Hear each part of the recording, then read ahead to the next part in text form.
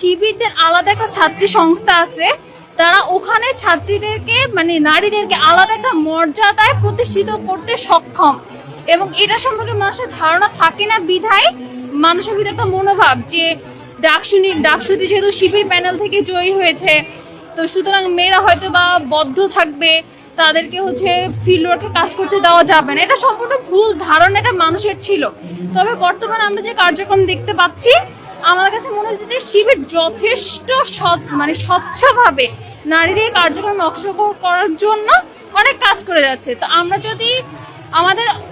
ভিতরেরকার যে বদ্ধ মনোভাব, শিবিরের প্রতি যে নেগেটিভ মনোভাব, সেটা যদি আমরা দূর করে দিই, তাহলে আমার কাছে মনে হয় পর্দাশীল নারী হোক কিংবা যে কোনো লেভেলের মেয়েরা যারা গিয়ে পর্দা করে না,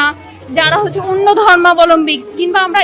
মুসলিম ধর্মাবলম্বী, যে কোনো ধর্মাবলম্বী তারা শিবিরের প্রশংসা করতে বাধ্য হবে, কারণ তারা সত্যিকার অর্থে ভালো কাজের জন্য মেয়েদেরকে উৎসাহিত করছে।